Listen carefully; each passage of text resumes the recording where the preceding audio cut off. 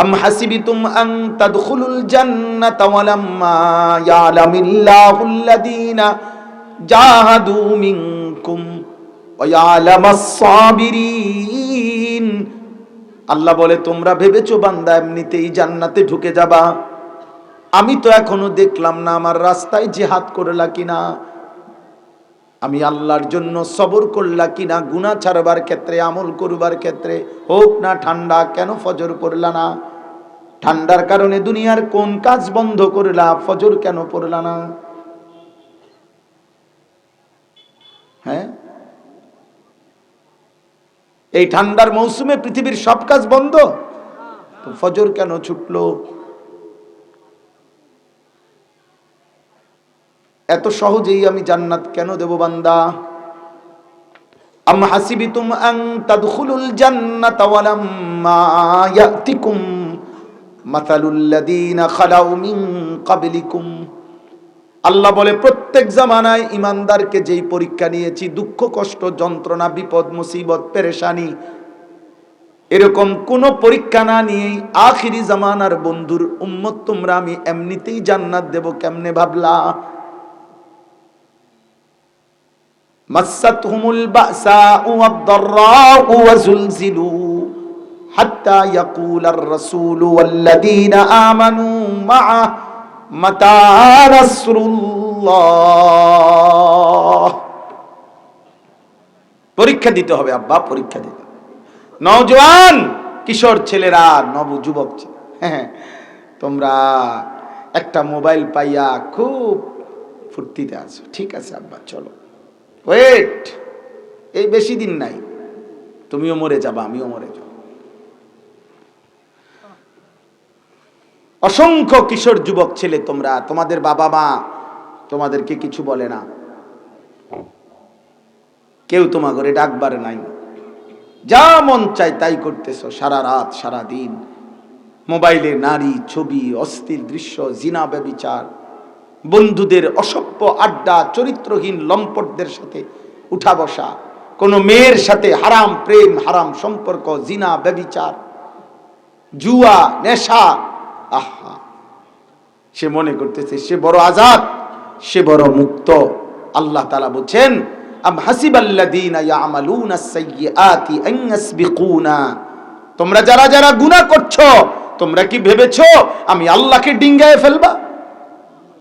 আল্লাহ জানতে চাইছে, আন ইয়াসবিকুনা, আমারে ডিঙ্গায়ে যাইবা না? সাআ মা ইয়াহকুমুন। আল্লাহ বলে, যদি এটা বুঝে থাকো, ভেবে থাকো, বড় ভুল সিদ্ধান্ত নিছো। তোমার মতো বাটপার, তোমার মতো সুদখোর, তোমার মতো লম্পট, এর চাইতে বড় ডাকাত আমি আল্লাহ সোজা করে ফেলছি দুনিয়াতে। তুমি কি ফেরাউনের চাইতে বড় হয়ে গেছো? নমরুদের চাইতে বড় শক্তিশালী হয়ে গেছো? কারুনের চাইতে বেশি পয়সাওয়ালা হয়ে গেছো? তো মাতবরি করো কেন? এই ছেলেরা, বেনামাজি নাফরমান, যাদের কপালে নামাজের সেজদা নাই, তোর চাইতে বড় বেয়াদব আসমানের নিচে জমিনের উপরে আর কেউ নাই বেটা। যার কপালে সেজদা নাই, আসমানের নিচে জমিনের উপরে তোর চাইতে বড় বেয়াদব কোন জানোয়ারও নাই। জানোয়ার, কোন কুত্তা তোর চাইতে বড় বেয়াদব না বেটা। আমি বললাম, বেনামাজি জানোয়ারের চাইতে নিকৃষ্ট, বেনামাজি জানোয়ারের চাইতে নিকৃষ্ট। ভদ্রতার কিছু তার মধ্যে নাই, ইনসানিয়ত বলতে তার মধ্যে নাই, মনুষ্যত্ব বলতে কিছু নাই, মানুষের কোন জাতেই পড়ে না এটা। কোন কুত্তা এই জন্য সেজদা দেয় না বেটা, কুত্তারে আল্লাহ সেজদা দিতে বলে নাই, তোকে বলছে বেটা। কোন শূকর এই জন্য সেজদা দেয় না, শূকরকে আল্লাহ বলে নাই, এই জন্য শূকর সেজদা দেয় না, তোরে বলছে বেটা। এই জন্য কোন জানোয়ারকে যদি জিজ্ঞেস করো যে জানোয়ার তুমি ভালো না আমি ভালো, জানোয়ার বলবে আমি ভালো তোরতে, কারণ আমারে আল্লাহ সেজদা দিতে বলে নাই, তোকে বলছে, আমারে আল্লাহ বলে নাই।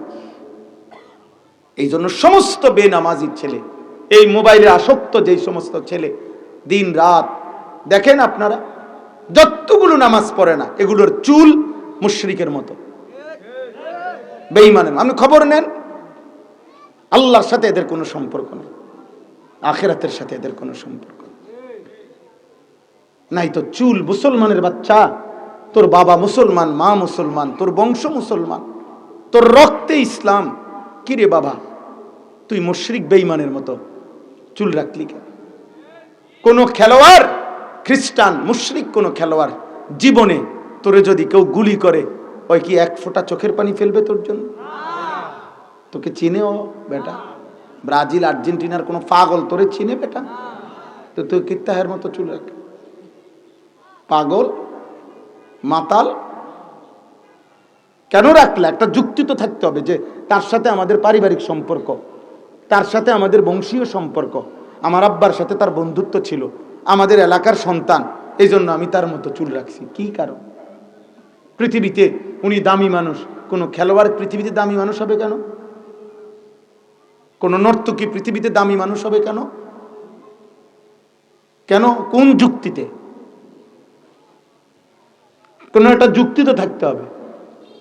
জীবনভর যে ফুটবলের লাগতে হয়, হেতে দামি মানুষ হবে কেন? জীবনটাই যার খেলাধুলা, উপার্জনই যার খেলাধুলা, ঘুমাইতে ঘুমাইতে যে খেলাধুলা, উঠতে উঠতে যার জীবন খেলাধুলা, তো তামসাটাই যার জীবন, ওই আপনার বিবেকবান মানুষ হয় কেমনে? হ্যাঁ বলেন মিয়া, বলেন, যুক্তি দেন। একটা ছেলে, জেনারেল ছেলে, বলো মিয়া আমি জেনারেল লাইনে পড়ালেখা করছি, কও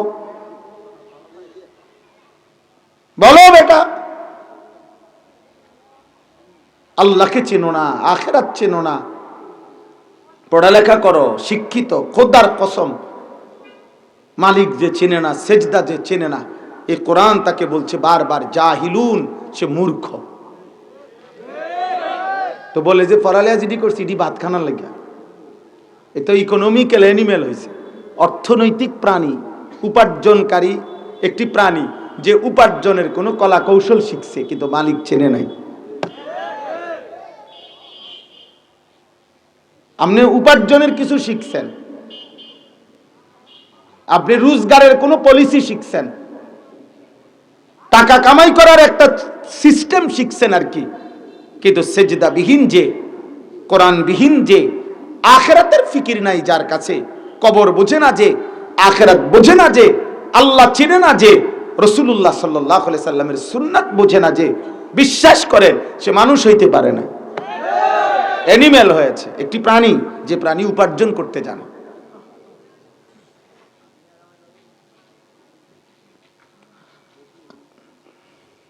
এজন্য দয়া করে আল্লাহর কোরআন থেকে বঞ্চিত হওয়া যাবে না। মুসলমান হয়ে গুনাহ করা যাবে না, মুমিন গুনাহ করতে পারে না, আখিরাত নিশ্চিত। আমি প্রতিদিন বলি, আমাদের এই পৃথিবীর, মনে রাখবেন যুবক ভাই, কিশোর ভাই, তোমরা বুঝবা, মনে রাখো বাপ, এই কোরআন সুন্নাহর এলেম যেটা, কোরআনের শিক্ষা, হাদিসের শিক্ষা আর জেনারেল শিক্ষার একটা মোটা পার্থক্য হলো, জেনারেল শিক্ষার যত বই, বাংলা, অঙ্ক, ইংরেজি, পদার্থ, জীববিজ্ঞান, রসায়ন বিজ্ঞান, উচ্চতর গণিত, এগুলো হারাম না। যদি কুফর শিরিক কথা না থাকে তাহলে এগুলো পড়া হারাম নয়, নাজায়েজ না।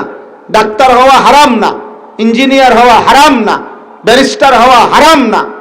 কথা বলেন নাই? এটা কি নয়? হারাম নয়, নাজায়েজ না।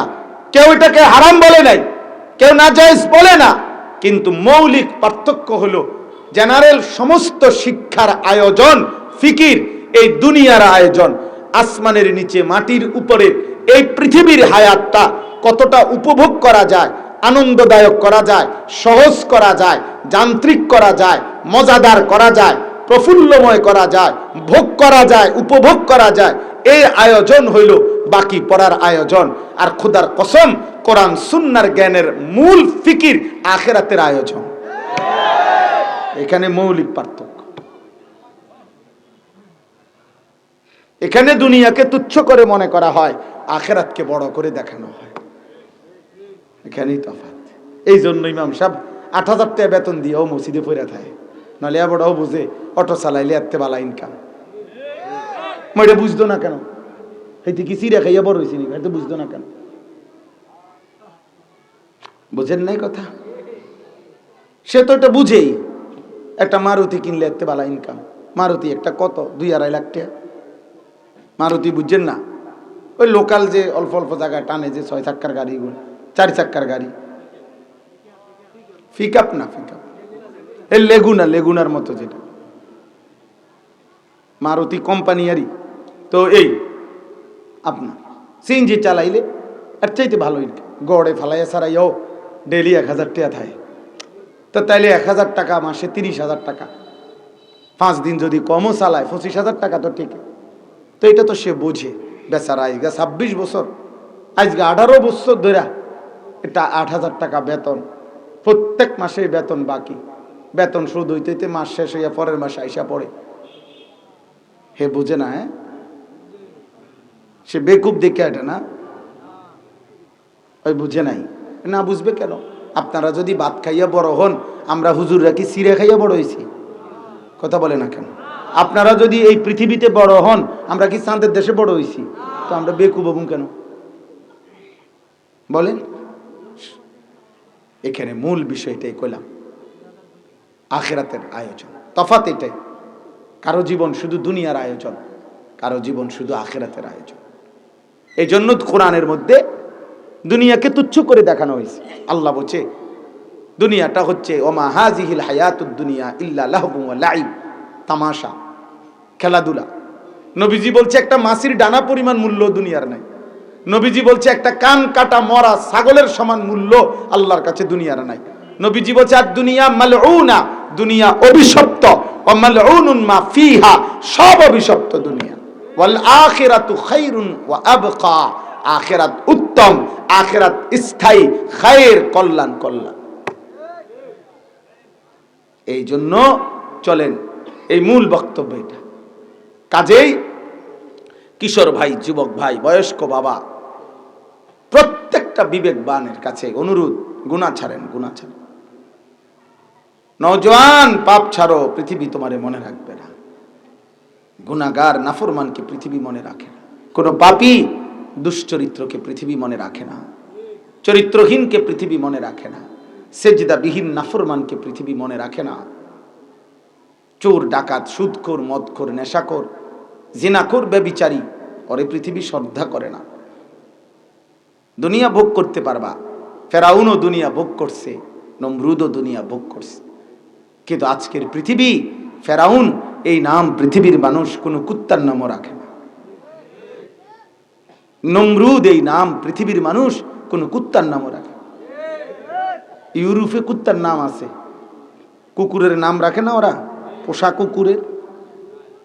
তো এরকম কোন কুকুরের নাম তো ফেরাউন রাখে না, নমরুদ রাখে। তো ফেরাউন, নমরুদ আমরা মুসলমানদের কাছে না ঘৃণিত, অগো কাছে কি সমস্যা? হেরা তো রাখতে পারে নাম, কথাটা বুঝেন নাই? আমরা নাহলে না রাখলাম আর, কিন্তু হেরাউদি রাখে না।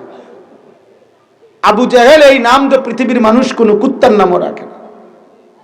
আবু লাহাব এই নাম তো পৃথিবীর মানুষ কোনো কুত্তার নামও রাখে না। কিন্তু 1450 বছর আগে এক কালো নিগ্রু হাবশি গোলাম আল্লাহকে রাজি করে গেছে, নবীর ভালোবাসায় জীবন দিয়ে গেছে। 1450 বছর পরেও আজ পৃথিবীর কোটি কোটি ইমানদারের সন্তানের নাম বেলাল। বেলাল আজও আছে, বেলাল ইসরাফিলের ফুট দিনও থাকবে। অথচ সে কালো নিগ্রু।